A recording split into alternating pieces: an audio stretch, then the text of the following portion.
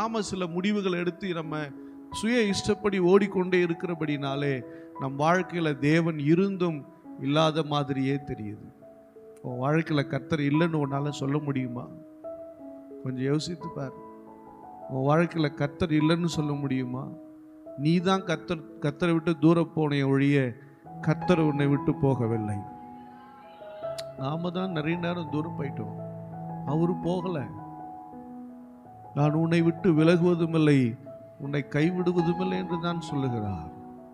நாம தான் தேவனை விட்டு, அவருடைய அன்பை விட்டு, அவருடைய வார்த்தையை விட்டு, அவருடைய ஜீவனை விட்டு அந்நியராய் போனமே ஒழிய அவர் போகவில்லை. இந்த காலவெளியில் கர்த்தர் சொல்லு, நான் உன்னை விசாரிக்கிறேன். 1 பேதுரு 5:7 சொல்லுகிறது, அவர் உங்களை விசாரிக்கிறவரானபடியால் உங்கள் கவலைகளை எல்லாம் அவர் மேல வச்சிருங்க. யாருக்கு கவலை இல்லை? ஒவ்வொருத்தருக்கும் ஒவ்வொரு விதமான கவலை.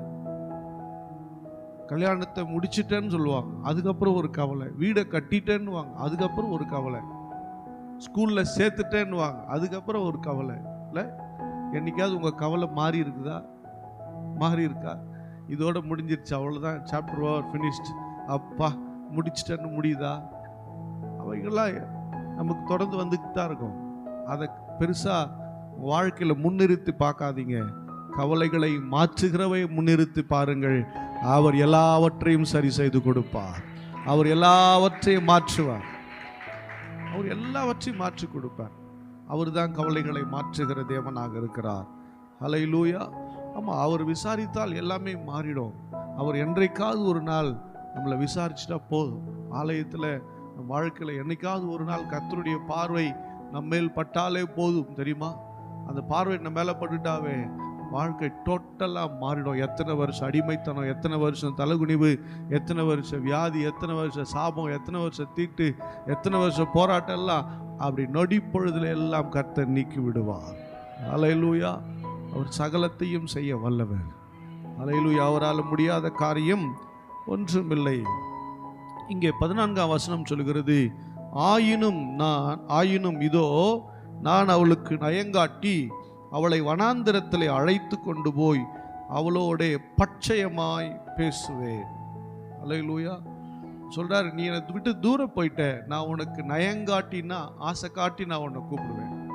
நான் உனக்கு இதெல்லாம் செய்கிறேன், அதெல்லாம் சரி, நான் உன்னை கூப்பிட்டு உன்னோடு கூட நான் என்ன பண்ணுவேன்? வனாந்திரத்தின் வழியாய் நீ கடந்து வருகிற கடினமான பாதையில், நீ கடந்து வருகிற கஷ்டமான இந்த சூழ்நிலையில் நான் உன்னோடு கூட உன் பக்கமாய் உனக்கு சாதகமாய் நான் பேசுவேன்.